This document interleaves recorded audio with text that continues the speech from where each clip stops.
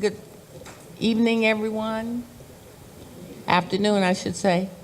I'm Ann Moore, and I'm currently serving as the superintendent of Montgomery Public Schools. And so I'm going to conduct the meeting until the point where we have elected our president. And then from that point, I will turn it over to the president to continue with the election, and then later on to run the board meeting for us tonight, or the work session. So we'll go ahead and get started. At this time, we're calling in the meeting to order, and we will have the Pledge of Allegiance with the RE Lee Junior OTC leading that part of the ceremony. Ladies and gentlemen, please stand for the presentation of the colors and recite the pledge for RE Lee JRTC award-winning color guard. Up, Eagle, hey, up,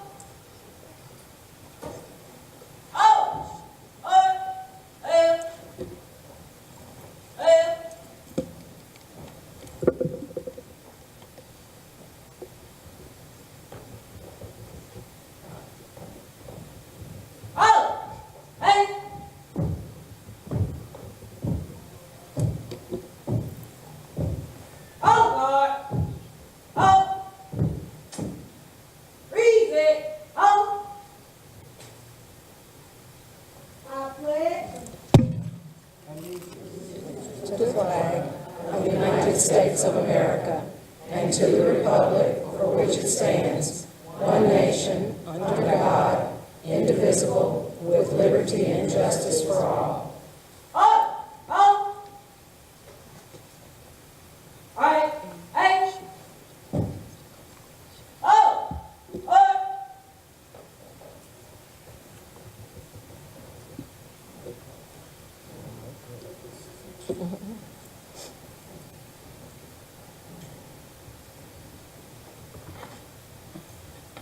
Thank you. You may be seated. At this time, we will have our invocation by Pastor Claude Schufert.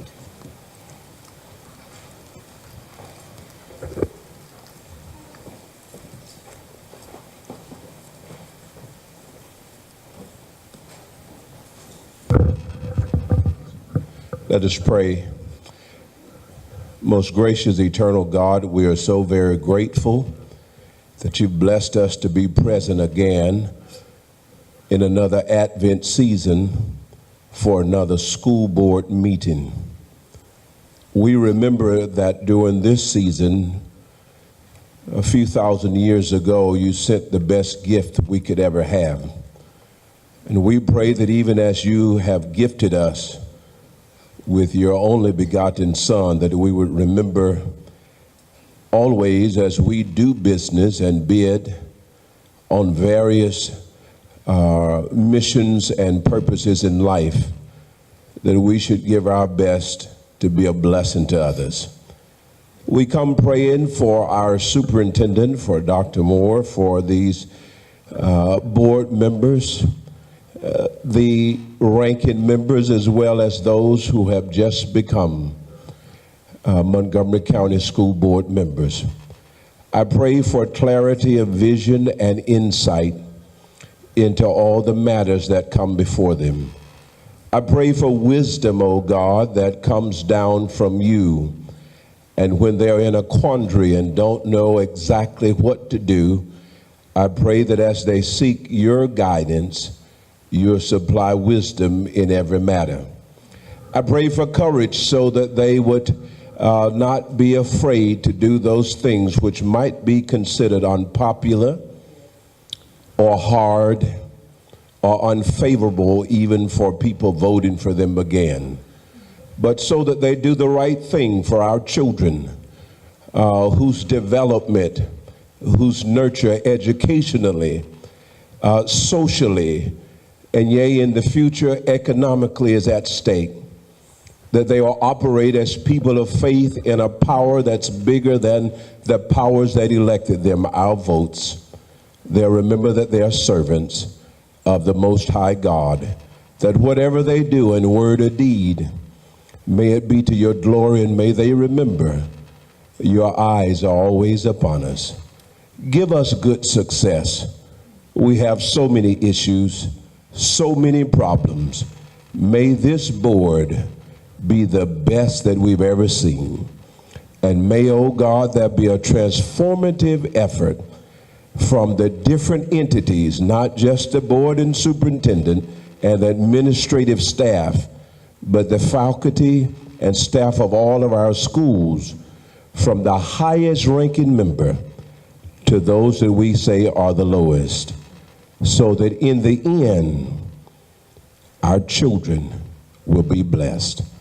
And if our children get what they need, oh God, we know that the quality of life will be better for all of humankind, not just in Montgomery, but across this America and yea, the globe. This we ask in the only name that truly matters when we need you, Jesus, who is the Christ. Amen.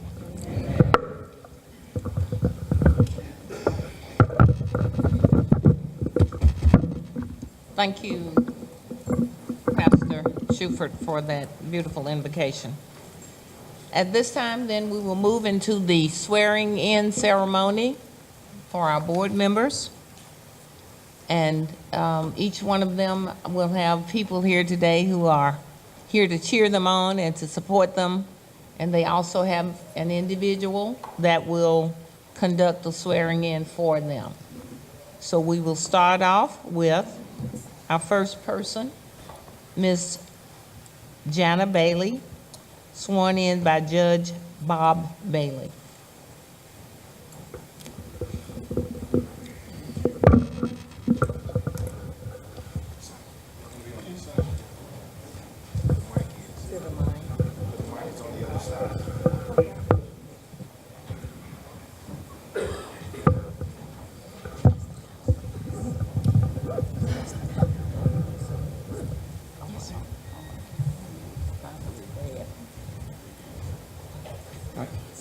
Raise your right hand and repeat after me.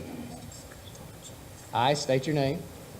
I, Jana Morgan Bailey, Do solemnly swear do solemnly swear that I will support that I will support the Constitution of the United States the Constitution of the United States, and Constitution of Alabama, the Constitution of Alabama, so long as I continue a citizen thereof, so long as I continue a citizen thereof, and that I will faithfully and that I will faithfully and honestly and honestly discharge the duties discharge the duties of the office of Montgomery Public School Board, District 5, of Montgomery Public School Board, District 5, upon which I am about to enter upon which I'm about to enter to the best of my ability, to the best of my ability, so help me God. so help me God.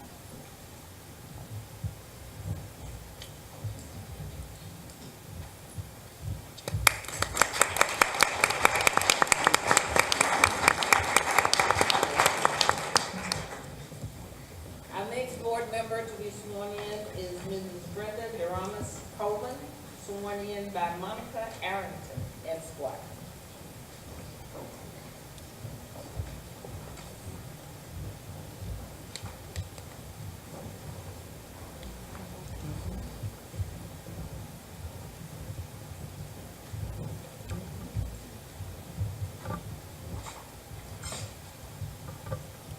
If you would raise your right hand for me.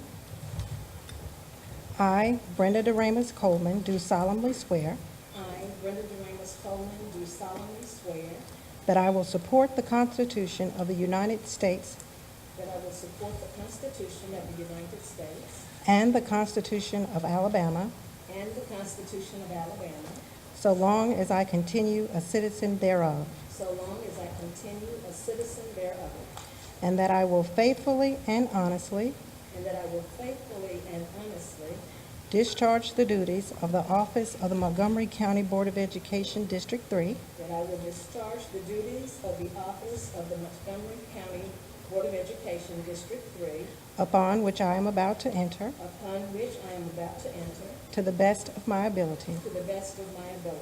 So help me God. So help me God. Thank you.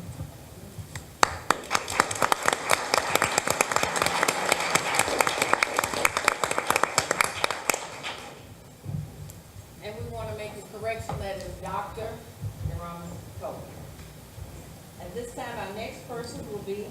Lisa Keith, sworn in by Judge Guy Holton.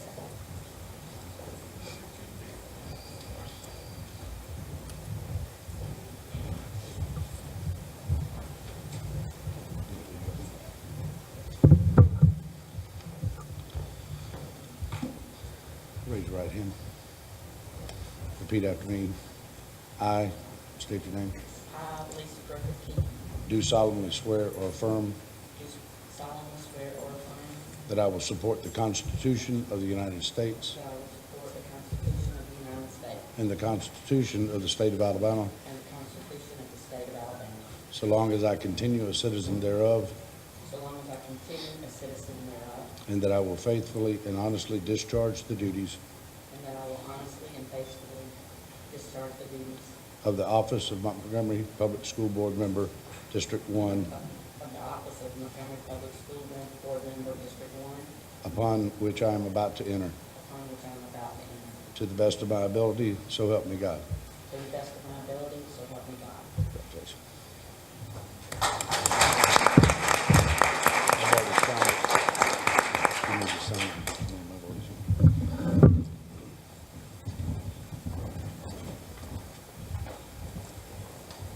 Our next board member, Mrs. Claudia Mitchell, sworn in by Judge McPherson.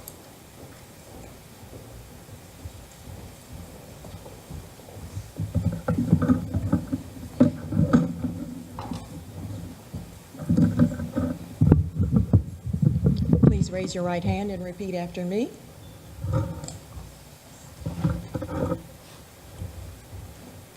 I state your name.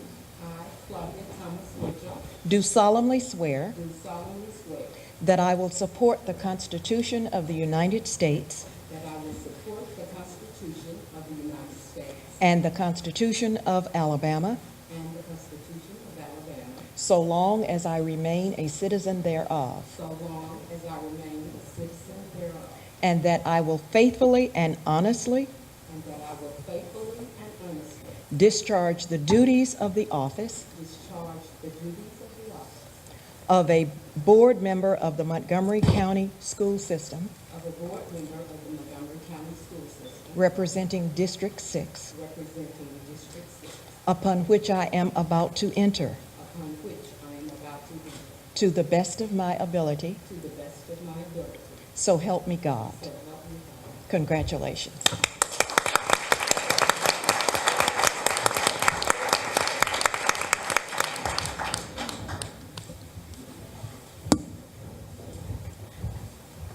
And Mrs. Claire Will, sworn in by Judge McPherson.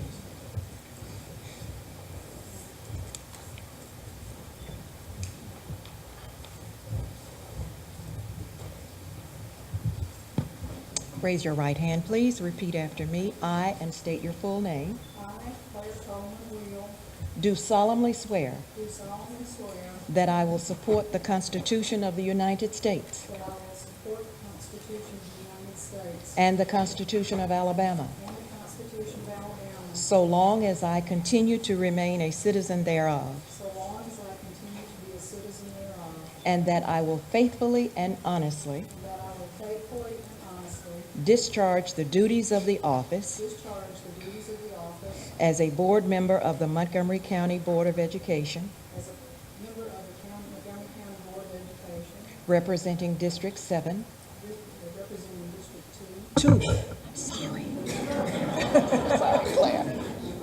Upon which I am about to enter, upon which I am about to enter to the best of my ability, to the best of my ability, so help me God. so help me God. I think that's legal. Okay. Congratulations.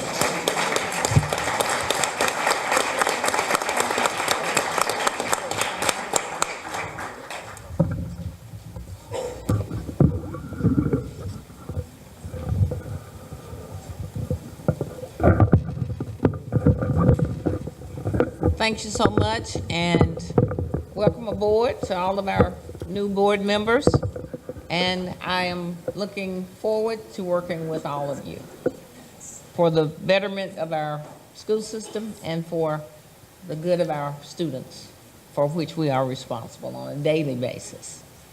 At this time, I would like to ask all of the new board members, if you don't mind, if you would stand and read the affirmation, and then sign that for me and pass it over this way to Leslie when you finish.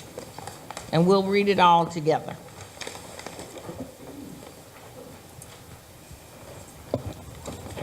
Are we ready? As required by the School Board Governance Improvement Act of 2012, I do hereby affirm all of the following principles of educational governance. That each decision, Decision, action, and vote I take or make as a member of the school board shall be based solely on the needs and interests of students or the system. That I will take or make no decision, action, or vote to serve my personal, political, or pecuniary interest. That each decision, action, and vote I take or make shall be based on the educational interests of the school system as a whole. That I will consider the views of all members of the board and the superintendent before making a decision or taking an action on any measure or proposal before the board. That, except to the extent otherwise provided by law, I shall take formal action only upon the written recommendation of and in consultation with the superintendent, and that I may not individually or jointly attempt to direct or corrupt the operation of the school system in a manner inconsistent with the discharge of the statutory functions and responsibilities of the superintendent. That I shall actively promote public support for the school system and a sound statewide system of public education, and shall endorse ideas, initiatives, and programs that are designed to improve the quality of public education for all students. That I shall attend scheduled meetings and actively participate in school system functions, activities, and training programs that promote quality of workmanship unless make good cause is shown. Thank you. So if you will sign that and pass it down, thank you. And we need both of those, your oath of office and your affirmation signature.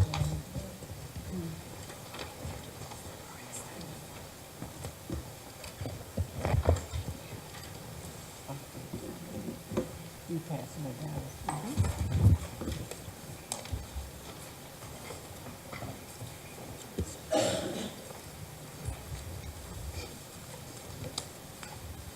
Next in order, I will conduct the election of the president.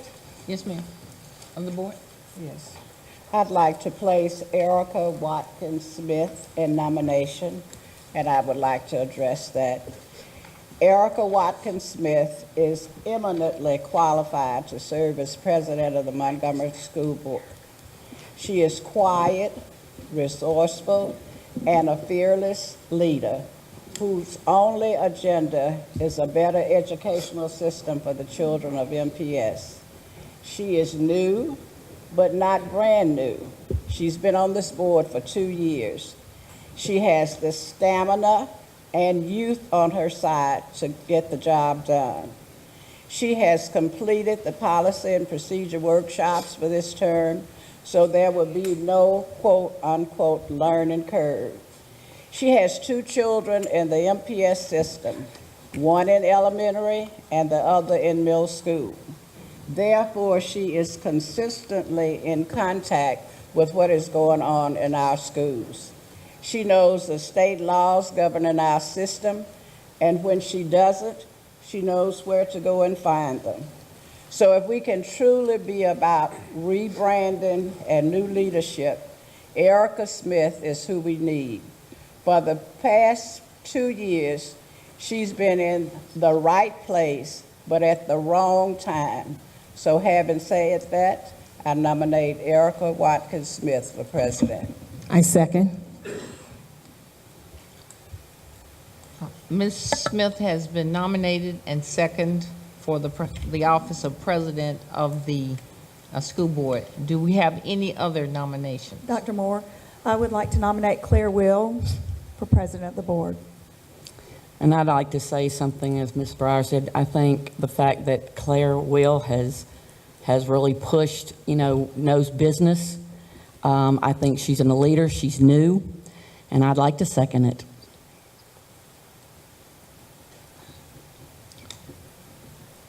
Our second nomination is Ms. Claire Will for the office of President of the Montgomery County School Board. Do we have any other nominations? Do we have any other nominations? At this time, we will close on the two names for president, starting with our first nominee, Ms. Erica Watkins Smith. All in favor of Ms. Smith becoming the president of the board, please raise your hand in an affirmation.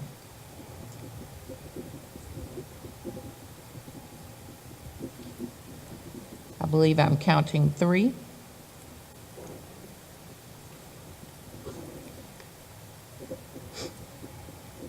Our next person nominated for the position of president is Ms. Claire Will.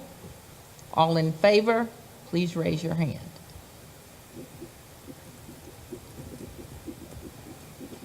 I believe that I'm counting 4. And so the majority of the votes go to Ms. Claire Will as president of the Montgomery Public School Board. Congratulations.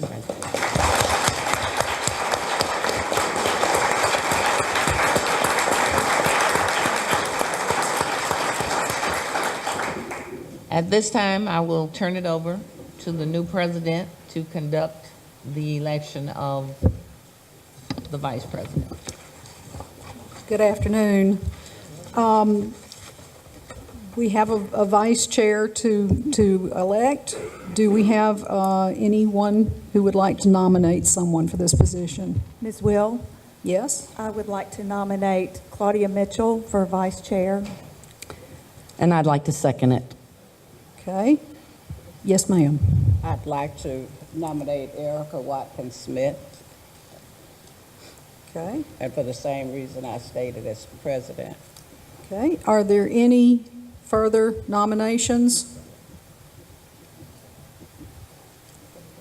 If not, they would be considered closed.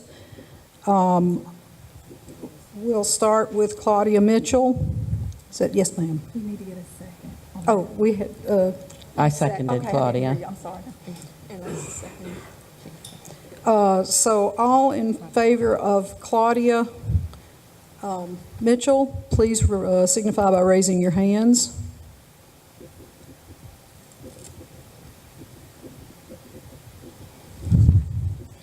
Okay, we have 4. All in favor of Erica Watkins Smith, please signify by raising of hands. I see 3. I believe that would be that Claudia Mitchell would be the vice chair of this Board of Education. Congratulations.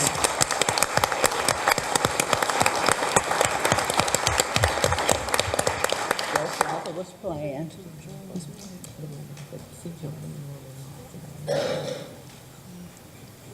Well, I do have something I'd like to say.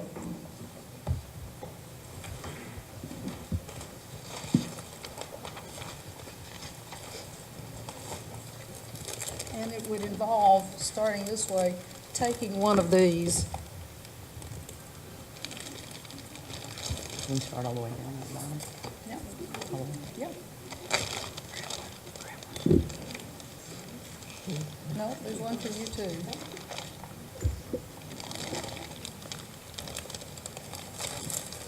Well, I'm humbled to be here. Montgomery, let me say this first. This is an awesome team sitting here. Everybody here has unique gifts they're bringing to this table. And as long as we keep focused on it being for the children of Montgomery, we are going to do really well. But I have, as soon as they get down all the way to Mr. Roller down there, and I have one for Tom Salter too. I want to start or end this meeting, and the beginning of a new school board season, if you will, with a small token. Now, it might not look like much. It's got dirt on it, it's hard, and it's bumpy, and it's not very attractive. It was born out of adverse forces of nature, under pressure, and in inhospitable conditions. In its current form, you could probably use it as a weapon. But, like every board member here, every member of MPS, and certainly every student, when you take a look inside, if you'll take the rubber band off, when you look inside, you'll find there's hidden beauty. Each one is a one of a kind, and it possesses its own identity. My hope is that each of us will keep this gift open as a reminder of the beauty and the gems others often hide within themselves. These geodes weren't made overnight. They took some time. There could have been a bumpy ride involved. Some adverse forces of nature could have been at work. Pressure, inhospitable conditions. But if we remember that there's beauty and hidden gems in each of us, we're going to do just fine. So, is there another business that needs to be conducted? Dismiss from this one, open up. Okay. Dismiss and then start another one. This meeting's adjourned. Okay, in this case, this meeting is now adjourned, and if you'll stick around in just a second, we'll call to order the next one.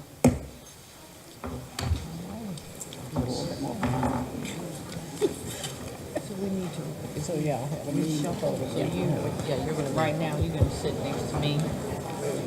Because it couldn't be that cut and dry if y'all hadn't already discussed this. There should have been some discussion on the table. I can handle your things over here a little bit. Thank you.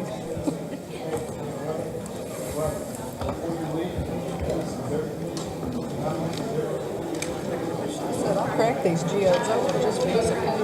It's beautiful. Okay, so we'll get into this. You're going to establish a quorum, and then we're going to approve the agenda. You'll do all that. And then as we're going to receive this information, I will go to each one.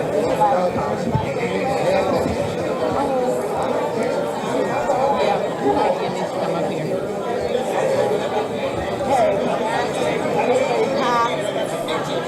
Oh, yeah, just like they planned. And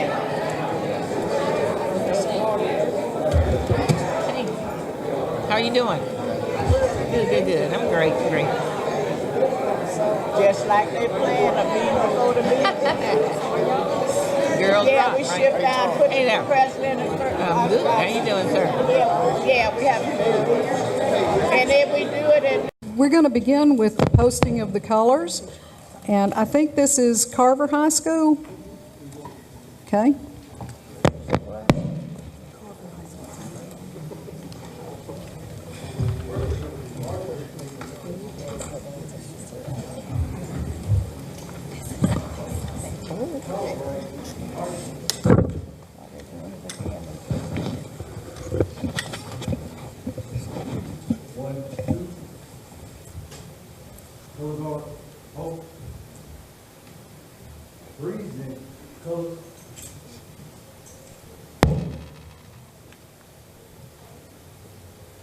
I pledge allegiance to the flag of the United States of America and to the republic for which it stands, one nation, under God, indivisible, with liberty and justice for all.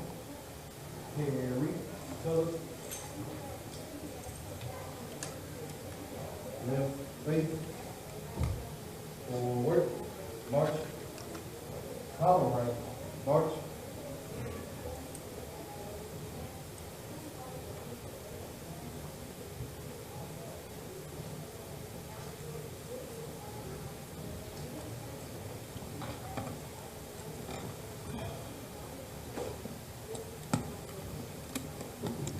Please be seated.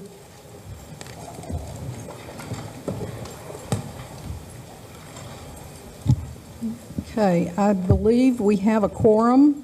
I think everyone is here. So if you will take a look at the agenda that we have before you, can I get a motion to approve this agenda? Madam President, I motion that the agenda be approved. Is there a second? Second. Okay, all in favor of the agenda, please signify by raising your hand. Okay.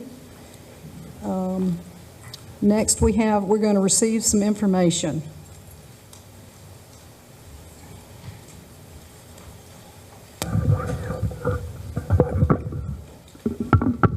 The first person on our agenda will be Ms. Camille Anderson Finley, and she will be discussing the Office of Family and Community Engagement and has a presentation to make.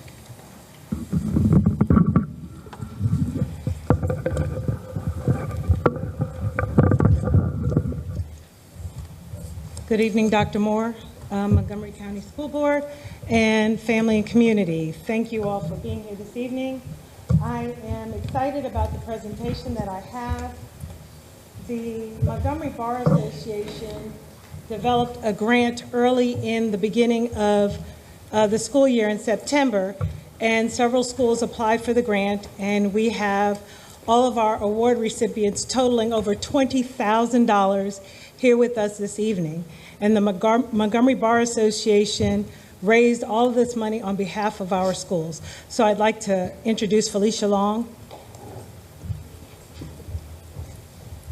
And we're going to call up each of the schools to receive their awards.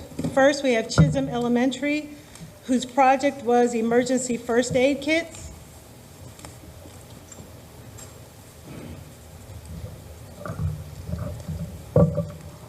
And Chisholm Elementary will be receiving $450 today.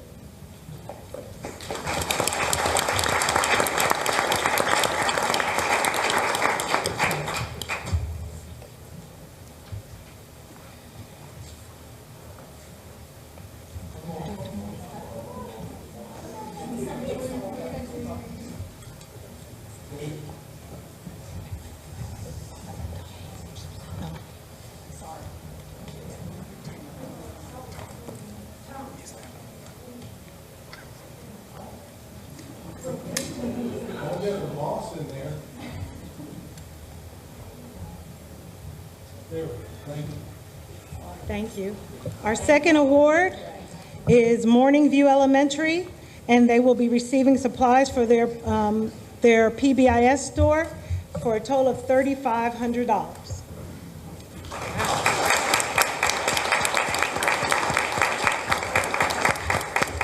And just real quick, we had several sponsors that stepped up so we could fund these schools. And so 2 of these grants that we will be giving today were sponsored by Hill Carter Law Firm. And so we've got some attorneys from the law firm that we'd like to welcome up as we make the check presentation. So if y'all want to join us.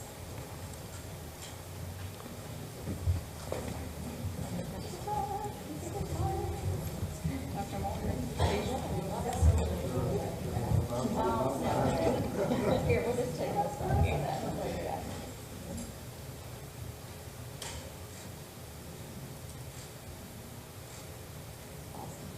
Thank you. Our next award is Seth Johnson Elementary for additional $3,500, and it's also for supplies for their PBIS store.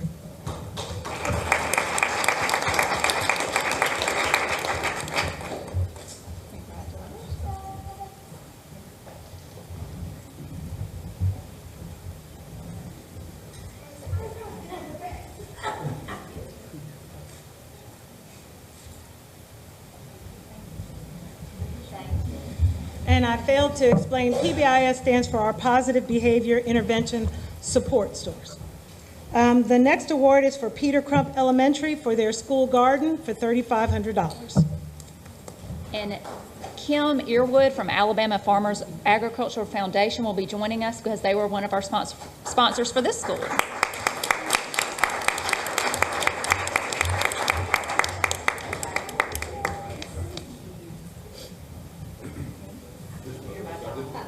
Okay,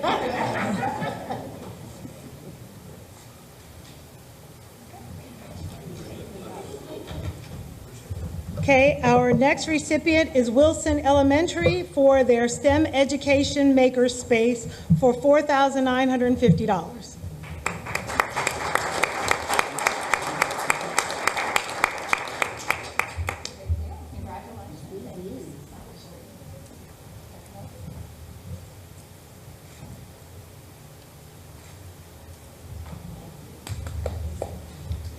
And our last recipient is Johnny Carr Middle School for, again, their STEM Education Makerspace for $4,950.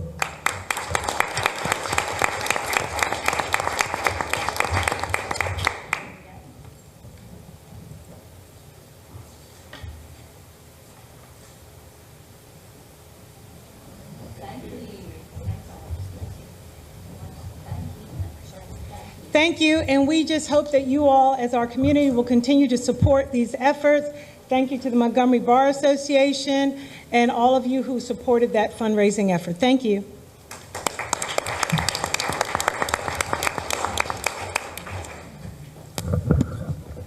Okay.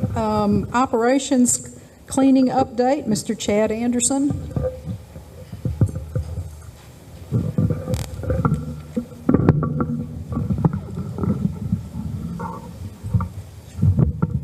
Dr. Boswell, if you'd like to step up here with me, I'd appreciate your presence. And as we get started here, we're going to, Miss Alexis Smith, our technology director, is going to play a quick little video here, and then we'll kind of explain what we're doing in logistics, which is under operations.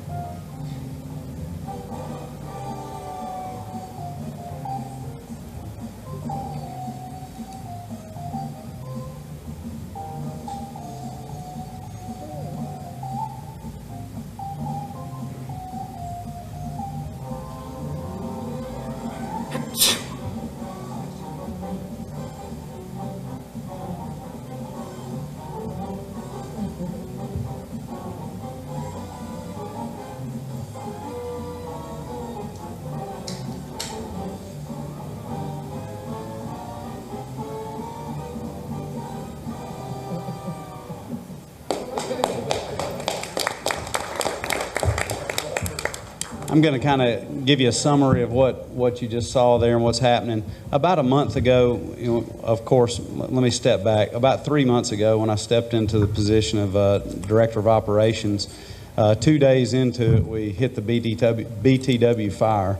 And so that consumed me for a good portion of that first month coming in and getting those things set, and also with the help of the directors, that one that you see here, Dr. Boswell.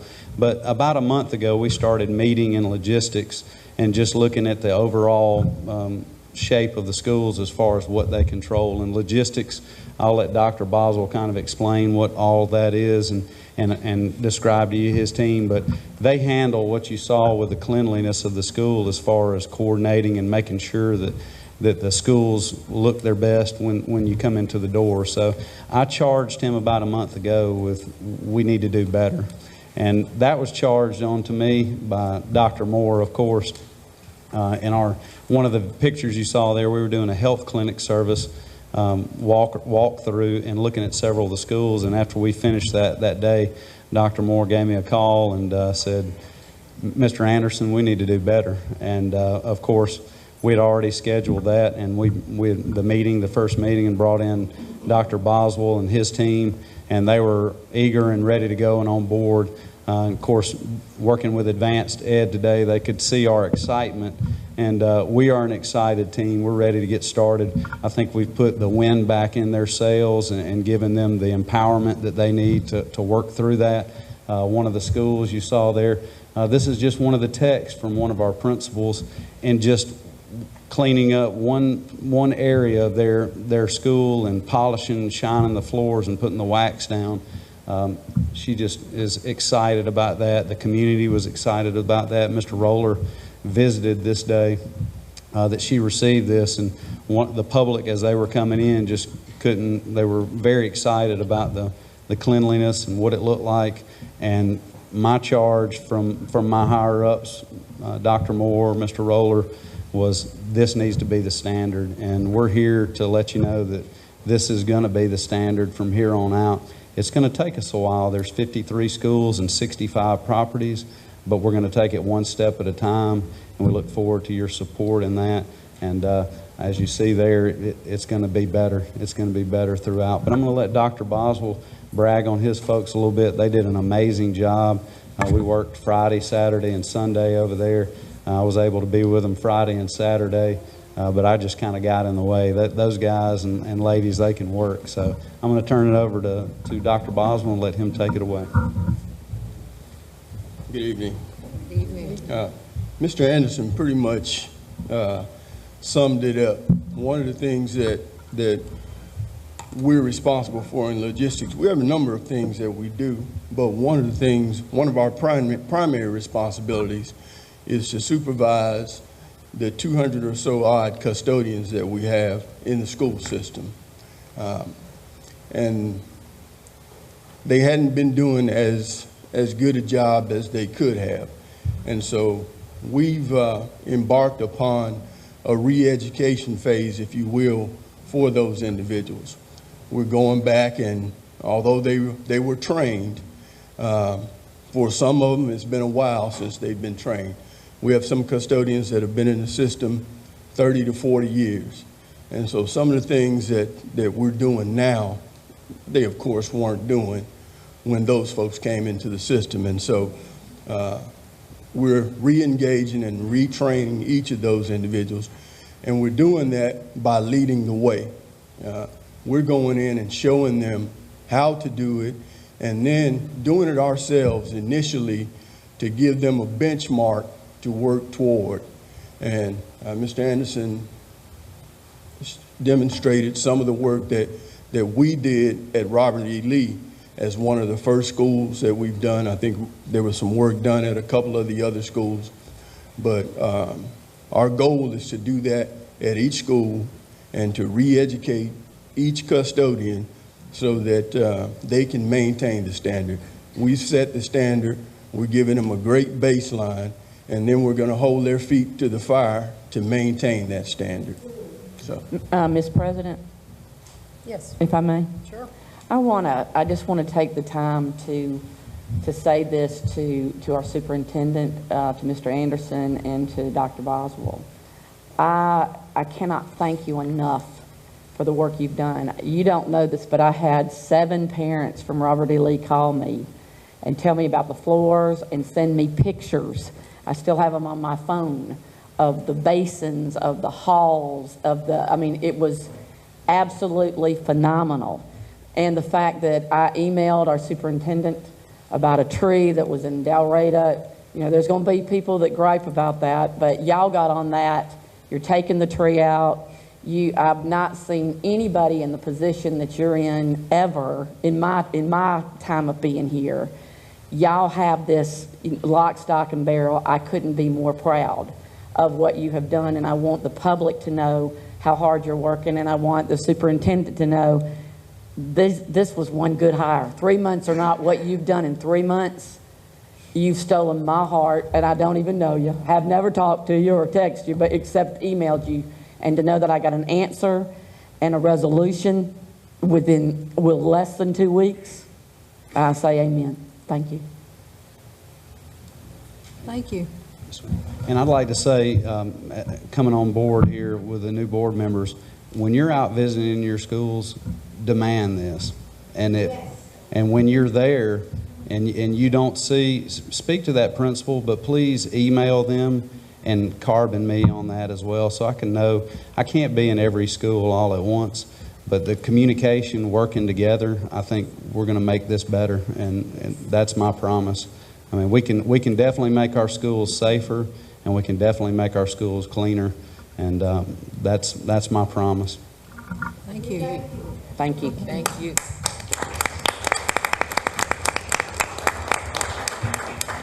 And Mr. Anderson, I believe you're going to be speaking with us about the policy manual, section 4. And just so you know, that there's some changes, that these are just preliminary changes. We're just learning this information tonight. It'll be voted on at a later date.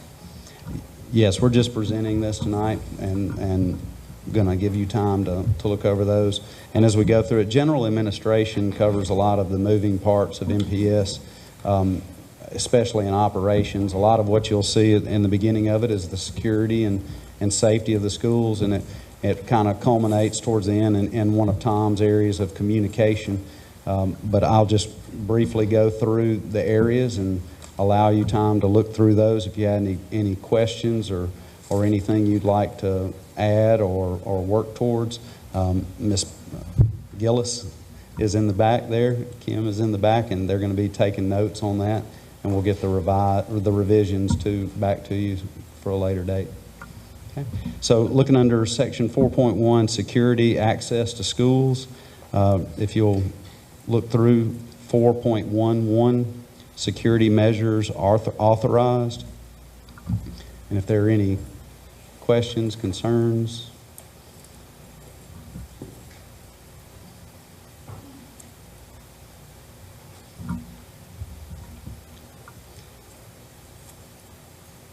I'll move towards section 4.12. Any questions, concerns, revisions?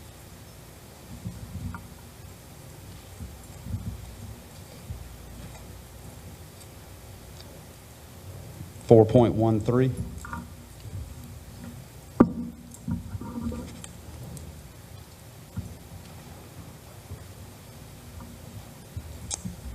.14 and 4.15, next page.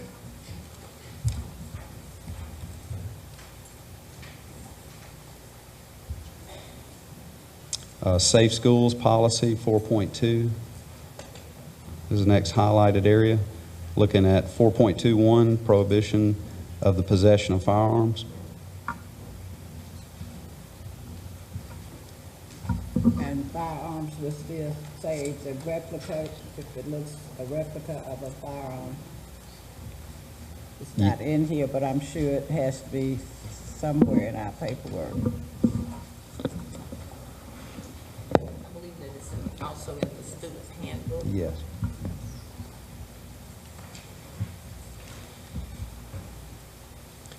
.22.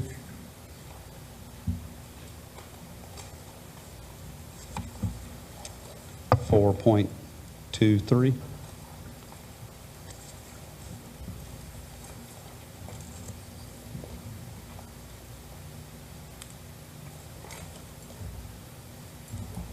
.24.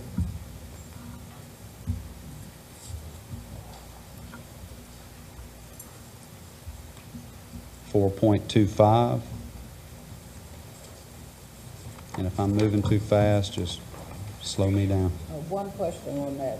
And Yes, ma'am. with the use of school property, you know, we've had some problems when contracts have been signed by principals and not honored, or they did not go through the proper channels. Now, will this take care of that?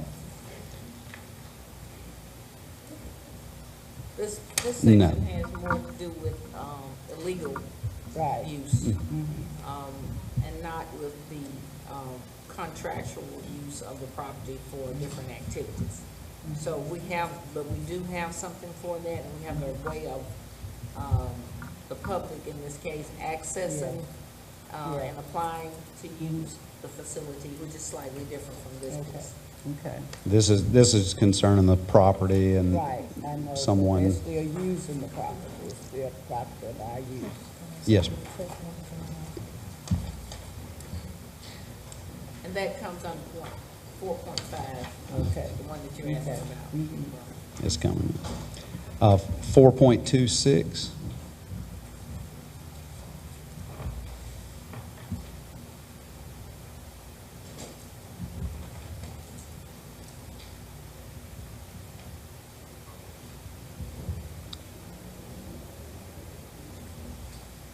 Four point 2.7, 4.28,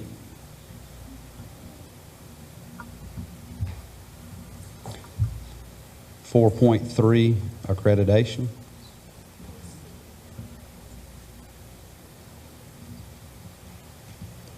4.4 use of board equipment, supplies, materials, vehicles,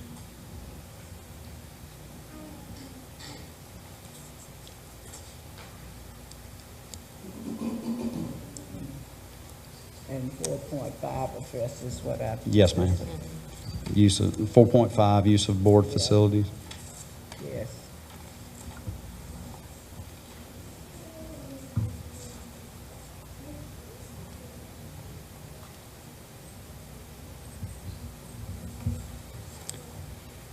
4.52.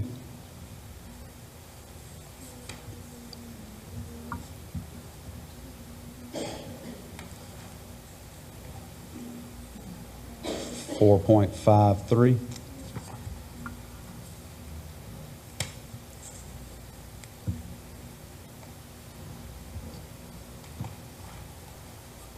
4.5. Looking now at 4.6, advertising.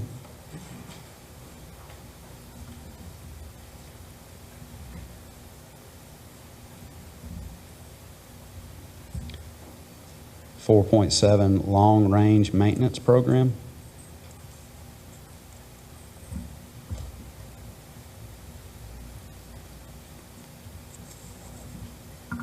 4.8, naming board facilities.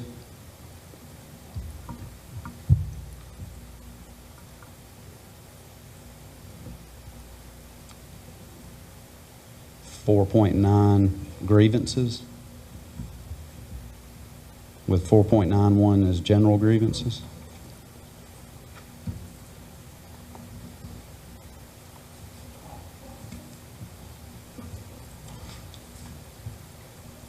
4.92.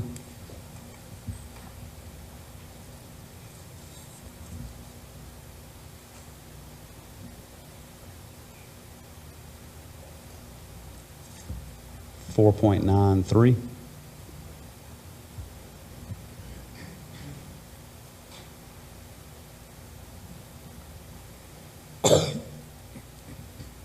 4.94.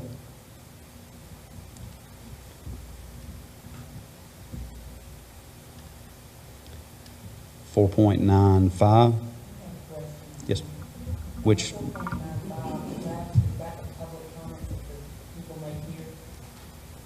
Yes, ma'am. The only thing that has happened in the past, and I think the public is probably agree with me on this, in the past, when they called it, and put something on the, put something or talk about it, some of them without our knowledge are denied.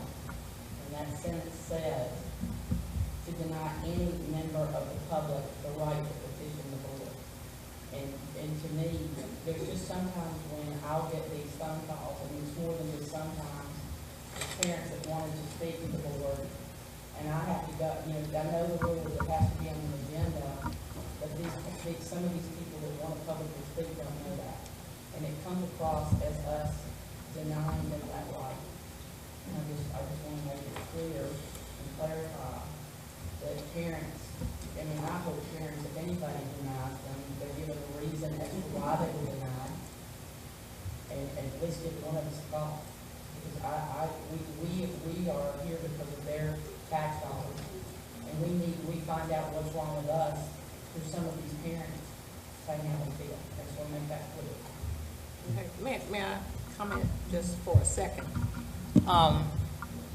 The public comment section for board meetings would be covered by your bylaws, which, in my opinion, need to be revised somewhat. So we'll bring that forward at another time, but those bylaws need to be revised. But also, this is the complaint piece. A lot of times when people come to talk at an open meeting, it is not necessarily to complain, but if they have a complaint, they have a right to put it in writing and send it to us so that we can address it based on the merit of the complaint. So it kind of speaks to what you're talking about, but not entirely.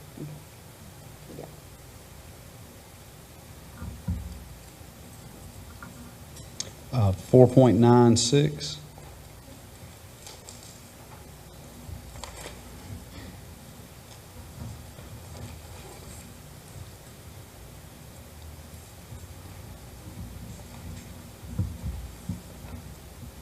Four point 1.0.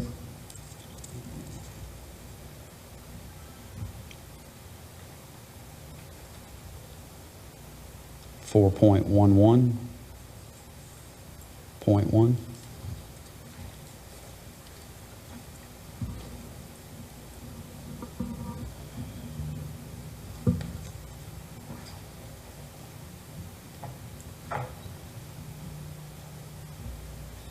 4.11.2.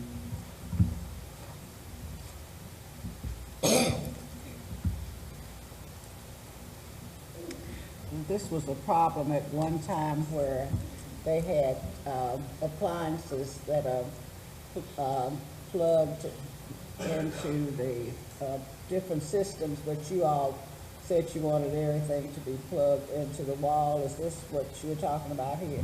Which You know, they were, the power surges, you know, you all sent out a bulletin about not plugging refrigerators and microwaves and all of that. So you all will, are you all checking on that?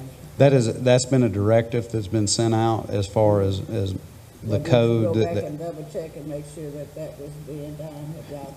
Yes, ma'am. Well, we've directed that to the principals, and then as we go out in the schools, all of my departments, if they see anything of that nature, they're to confiscate any kind of extension cord or whatever that may be utilized like that, and then also at that point notify myself and the principal of that. Yes, ma'am. Yes, because that could be a fire hazard in some of Yes, these ma'am. older buildings. And I have one question. I'm looking at Could you speak up? Oh, yeah. 4.12.4. I thought that was closer to my mouth. 12. Yes, the rules and regulations. How will, I guess I want to know, how will the monitoring take place for usage that may be inappropriate, whether it be the employees or the students? Well, that, and we have filters, you know, that catch some of those things, and I can have the technology director speak more towards that, exactly what goes on within that area. Adoption of the rules and regulations here, make sure they're hearing. Hello. The acceptable use agreement, basically what we use is something called an appliance. It's called Palo Alto. With that compliance, we have actually out there for peer-to-peer file sharing, networking issues, anything that comes up. So it's content internet filtering, and of course, everything is based on Child Internet Protection Act. So what goes on is our team, we regularly look at those and we report and look and see what's going on. The internet service provider provides us with any information that comes across if a student is doing anything in error or erroneously that can jeopardize the network or anything else. So that is how we're actually doing that, and it's based off of reporting. So we do look over that and review that weekly. And this might be a crazy question. I know kids have their own cell phones, but you know we had issues.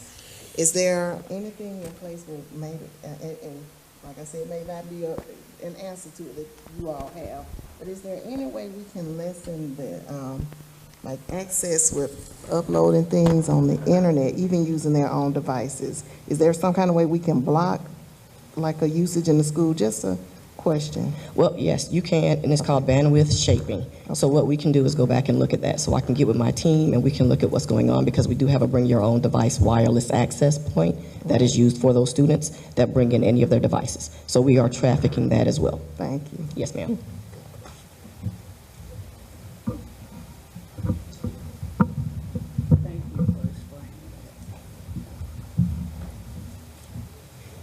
Okay, 4.12, internet safety and use of technology. 4.121.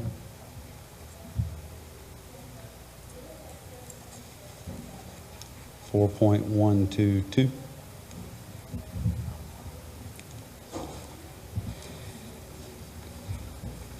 4.123. 'Four.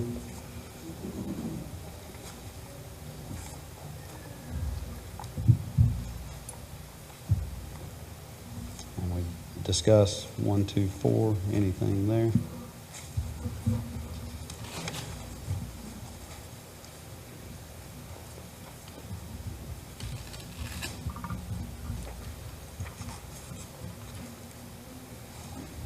Four 4.125.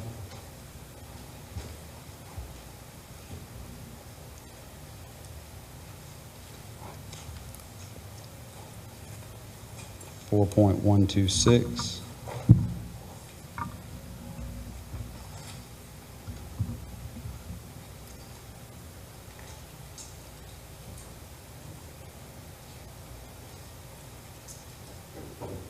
4.13, data governance and use.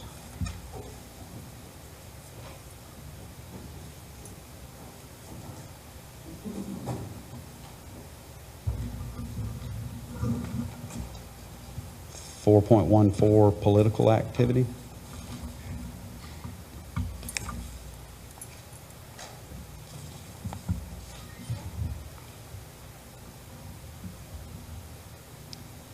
4.15, AEDs.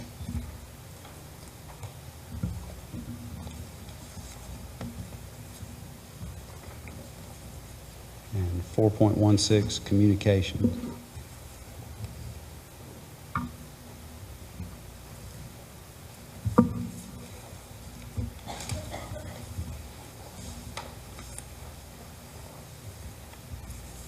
All right.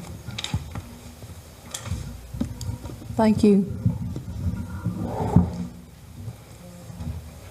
Moving on to item D, the fiscal management, Mr. Watts.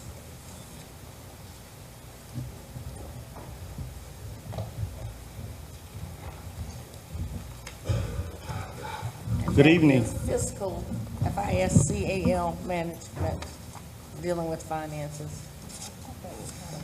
So, FISCAL.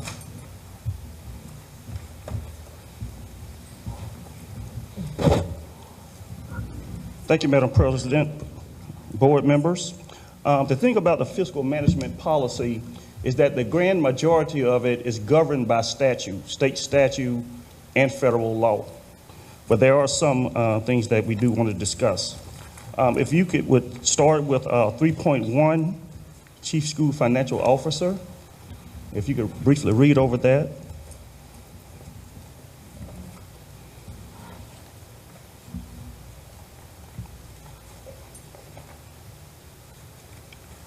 .2, budget. Of course, as you know, we're required to present a budget at the end of each fiscal year, or before the beginning of each fiscal year, I should say, that is required to be submitted to the state from board approval by September 15th.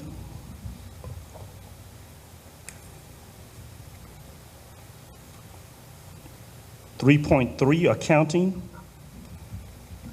Basically speaks to that we'll be in compliance with GAAP and GASB, the Generally Accepted Accounting Principles and Governmental Accounting Standards Board, are the two legitimate operations in which all accounting principles have to abide by. So, Rock, I do want to say, I just think the public should know under budget, this was our first time under your lead. that we made our budget first time in 3 years. And I just, kudos. Thank you. Thank you. 3.4, finance manual authorization. Of course, this is our fiscal management policy. We will be coming back to you again, board members, with a finance manual that we'll distribute to all schools. It mainly speaks more to the deposits, receipt, and purchasing of various items. It will be within the boundaries of the policy manual, and of course, the financial manual will also have to be approved by the board. So after this fiscal management policy, we will be coming back to you again with a finance manual.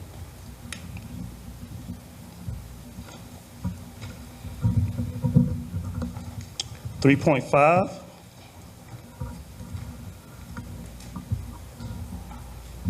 Basically speaks to our various funds in governmental accounting, the general fund, speaks to our general operations of the school district, special revenue funds, or mainly our federal dollars, our debt service fund, the payment of long-term debt and capital projects fund, the obligations of capital outlay and capital renovations. Pardon me, Mr. Watson, Madam Chairperson, if I could, just for the new board members, I just want to share with you that 3.4 that policy allows Mr. Watts and his staff to use best practices, industry standards, and the law to shape the policy that we do our day-to-day work with. Yes. Madam Chairperson. Yes. 3.52.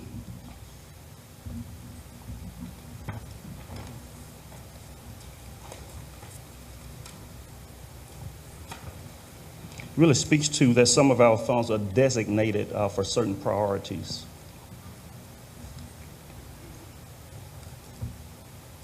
3.53 somewhat speaks to the same.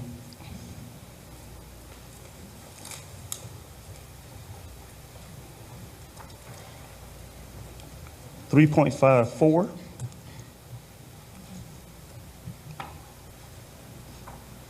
And again, most of these things are state statute. 3.6, audits. As you know, the state auditing department do perform an audit of our books each year to ensure that we are conforming with all state regulations. And Mr. Watts, our audits are also posted on the state website as well as ours. That is correct. 3.7, inventories. Accounting for all the material, equipment, capital goods that are purchased by the district.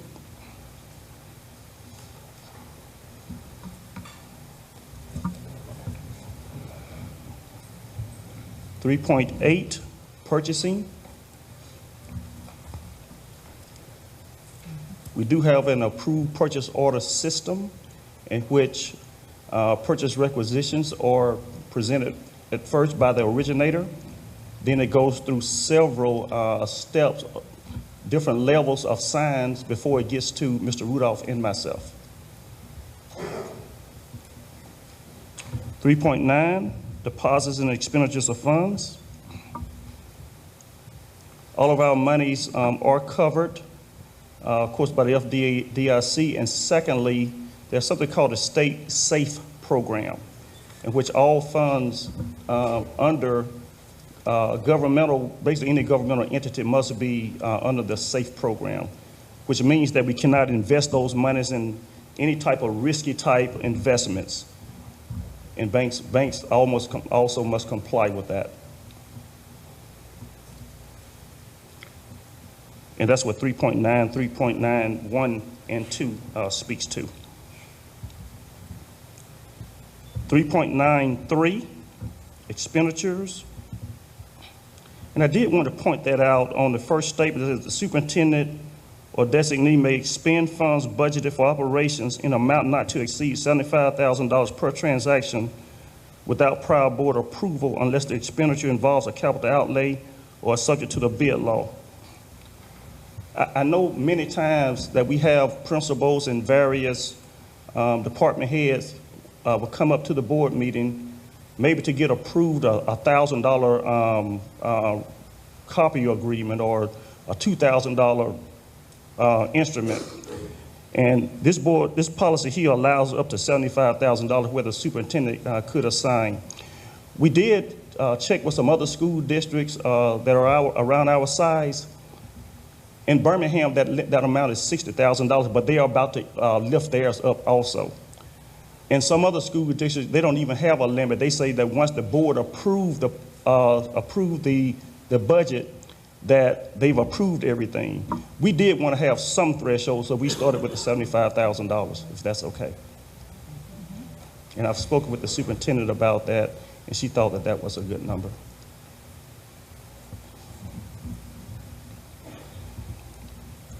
.94 competitive bid law.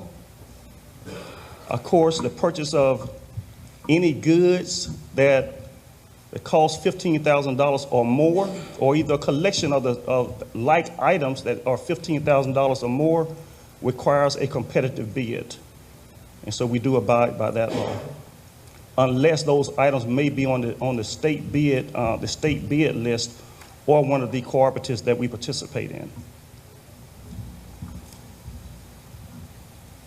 3.95, authorized signatures.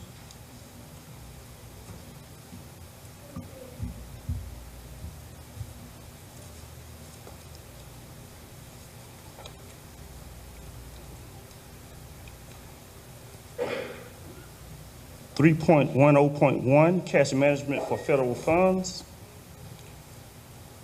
And this just speaks to that our requests for federal funds are based on reimbursements, so to speak. Therefore, we cannot request more than what our true expenditures are projected to be in any given month. The federal government doesn't expect us or do not want us to request more money than we need in any given month to draw interest on those funds. So that's basically what this policy speaks to. 3.10, kind of elaborate on the same thing.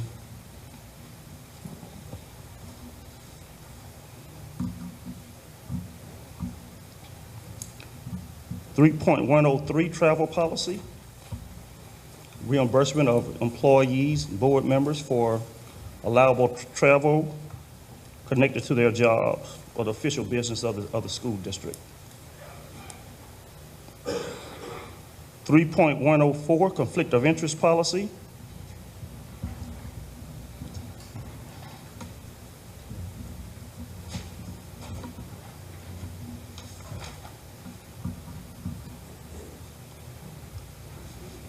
.10.5, procurement policy. Again, this also speaks to Alabama competitive bid law, along with public works, which is the building of schools, renovating of schools.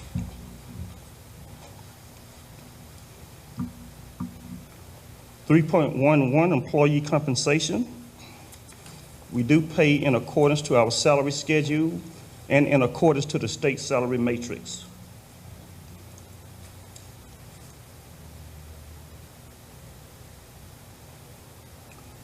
.11.2, local supplements. There are times in some districts where some booster clubs may decide, or some athletic club may decide, hey, this coach has done a really good job, so we'd like to pay him a little bit more.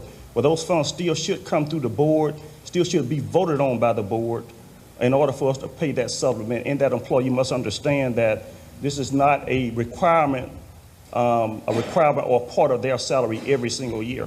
That this is just something the booster wanted to provide them just for that particular year. But it still has to be board approved and it has to go through our payroll department, so proper benefits may be deducted.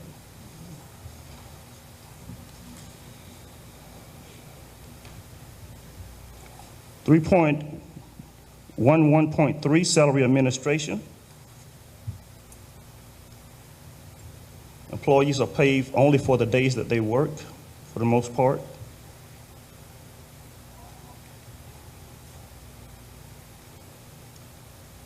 $3.114 salary deductions.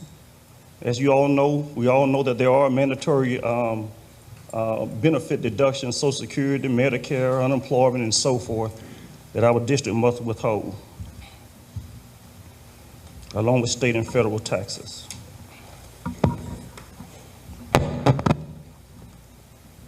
And of course, there's also voluntary deductions that some employees sign up to have deducted out of their checks, maybe to go towards some type of an annuity or some other type of insurance program.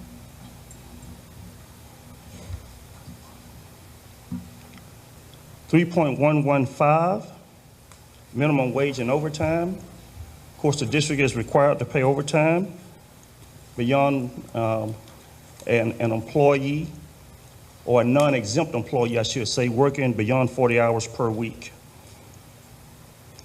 unless we do the compensatory time. 3.12, expense reimbursement.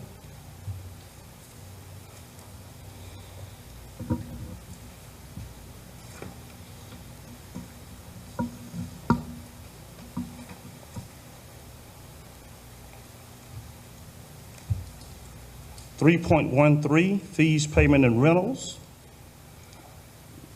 Covers the rental of school facilities. And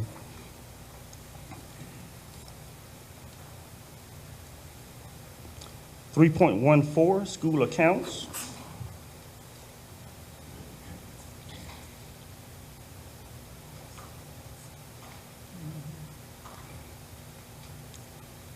$3.15, authority to execute contracts. Of course, that's $75,000 less threshold. Of course, any of these contracts that the superintendent encounters, of course, they go through our procurement person first, then to the superintendent, and then to legal. So we still have a legal process to ensure that we are in conformity with all state, federal, and all laws, and those policies and so forth that are in the best interest of the school district. 3.16, affiliated organizations.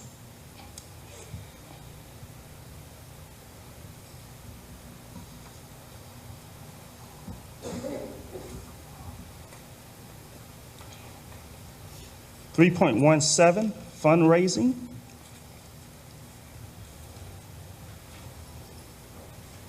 Of course, all fundraising on our properties have to be approved.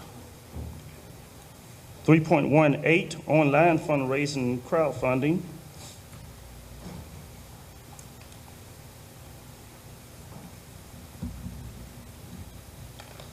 $3.19, child nutrition.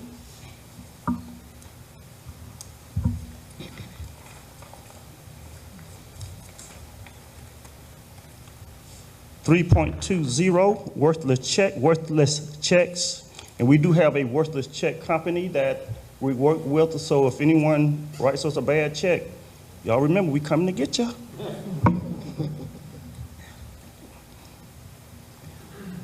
$3.21, classroom instructional support. These are of dollars that the State Department or the state legislature provide each school district based on the number of teachers, principals, and so forth that are earned based on student population. And we do have guidelines in distributing those funds. Yes, Mr. ma'am. Watts, I didn't get a copy in my packet, but our new board member shared hers with me, so I did have it for this meeting, but I do need my personal copy. Yes, ma'am. We'll get it to you. Yes, ma'am. Sure. 3.93.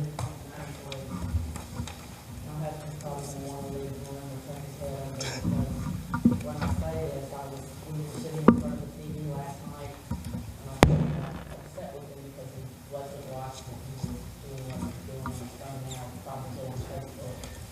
And a TV show came on called Breathe.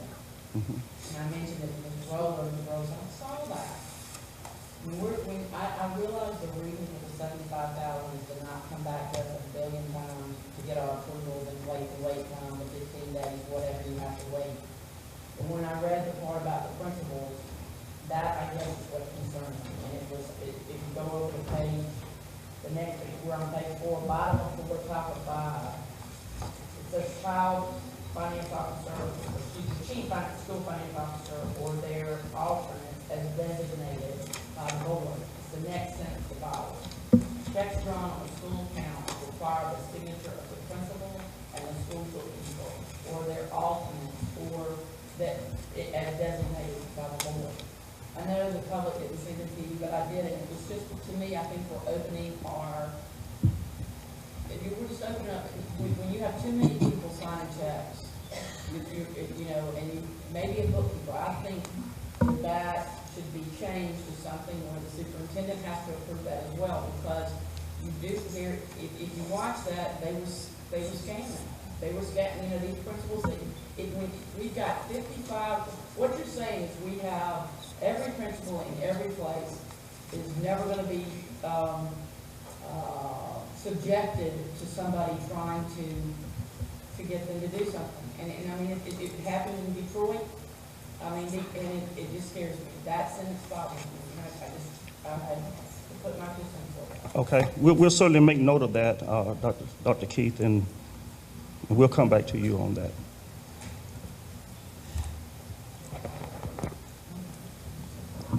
Madam President. Thank you. Any other questions? Mr. Watts, you're still here for the financial statement. Okay.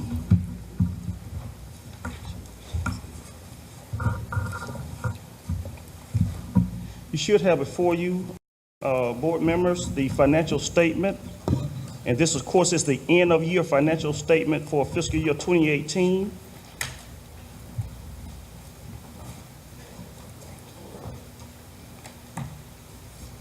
Of course, the first part of the financial statement, explanation of financial data. And that's just a paragraph or two that I write in accordance to the financial position of the school district.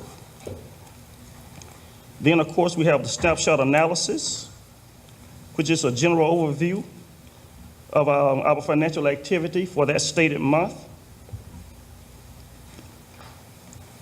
The monthly budget percentages, based on whatever month we're in, it shows the budget percentages that somewhat coincides with that month. The combined financial statements. And I kind of want to say something about the combined financial statement for a second, if you don't mind. Those are those F reports, F1A. The combined balance sheet.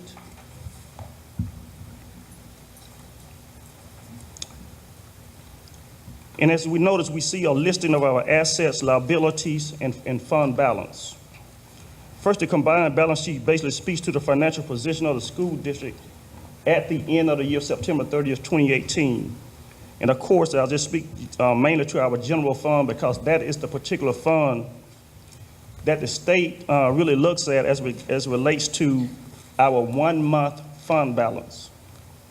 Of course, we had assets at the end of the year totaling $26.3 million, liabilities totaling $3 million, and a fund balance of about $23 million. So we did indeed end fiscal year 2018 with $23 million, $23.1 million. As you know, we had earlier projected about between 18 and $19 million. So there were some things we were able to look at, some opportunities that we had, and we did take advantage of those opportunities. We was able to shift some expenditures over to some of our grant funding. Of course, we saved some monies that way. Also, after speaking with the various stakeholders, leadership, and so forth, we noticed a reduction in purchase requests as well.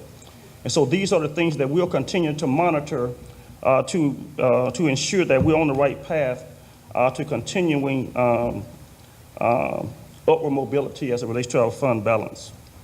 Mr. Watts, if I may, and I know we've talked extensively about our 10 meals, but Yes, ma'am. this 23 million includes that sale of GW as well, which, once we run through that, we're back to square one. That's it. That is absolutely correct. This $23 million, of course, we end the year with $23 million, as I stated.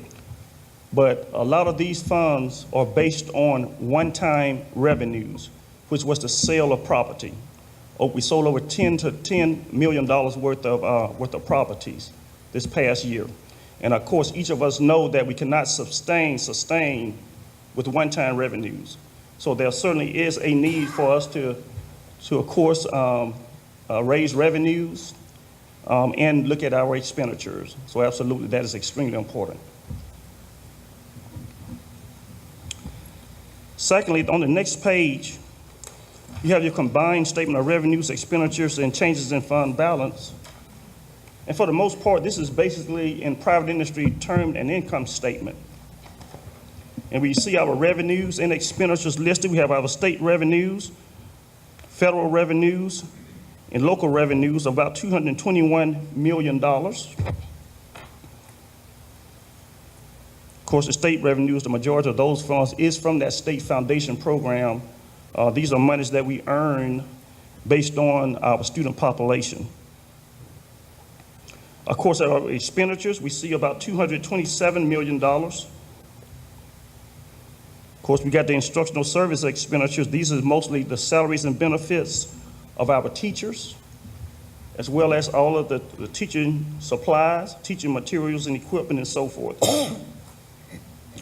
Instructional support services, we spend about $40 million. The grand majority of those expenditures are expenditures related to the payment of principals, assistant principals, counselors, librarians, and all expenditures related to those particular individuals. So it'll be supplies ordered by the counselors, supplies ordered by librarians, supplies and so forth ordered by the principal's office, along with other support individuals. Operation and maintenance, of course, speaks to the operation and maintenance of our schools. That would include, as Mr. Chad just stood up and spoke about the operations and keeping the building both clean, safe, and secure.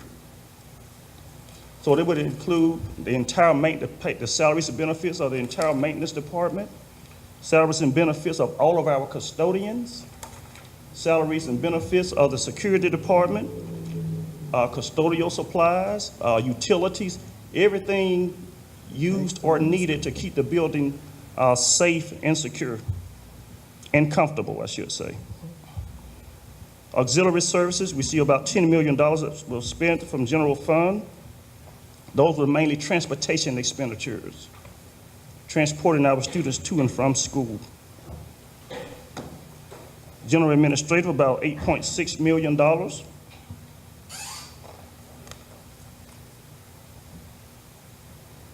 course, that's basically the operations of the school. Capital outlay, about $21,000.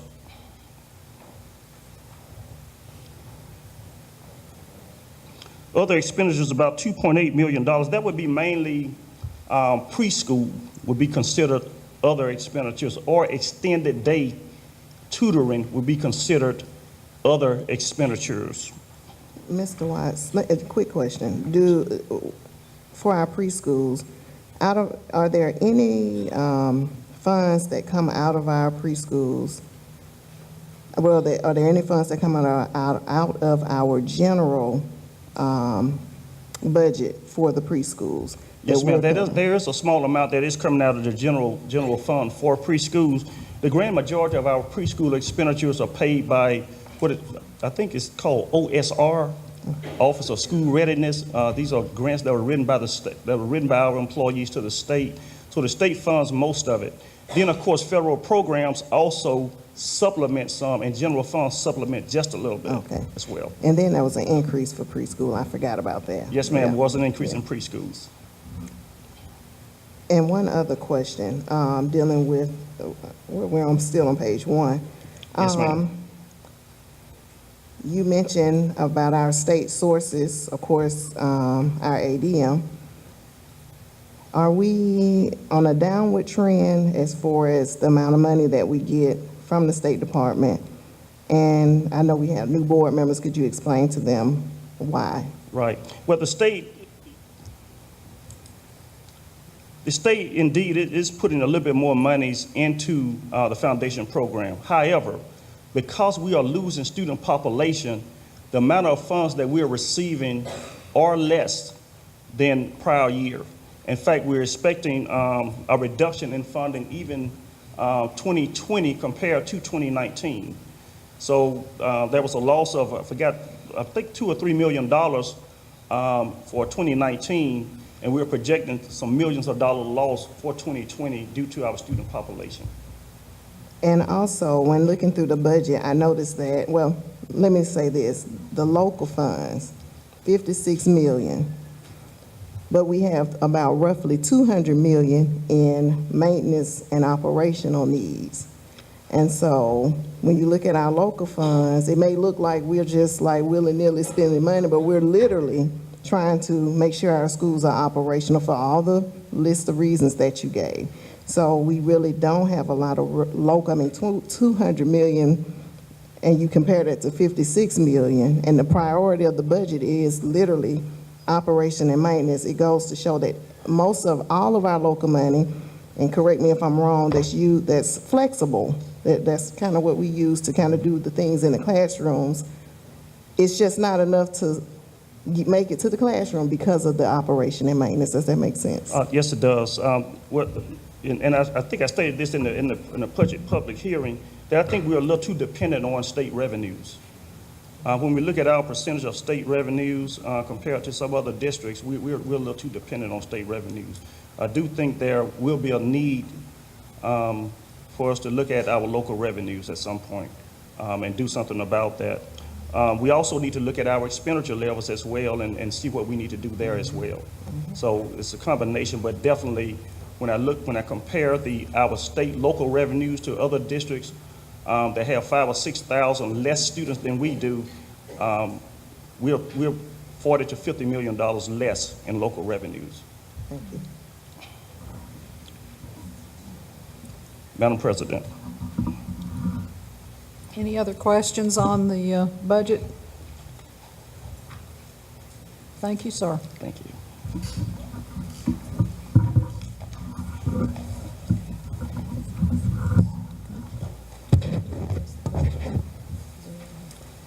Okay. Are there any other items for discussion tonight?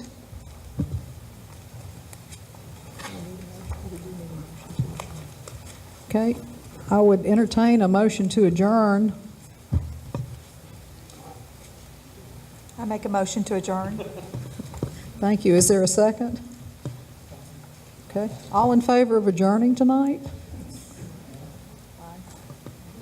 Thank you all very much. Our next meeting will be Tuesday, December 18th at 5 o'clock at Central Office Auditorium. Thank you.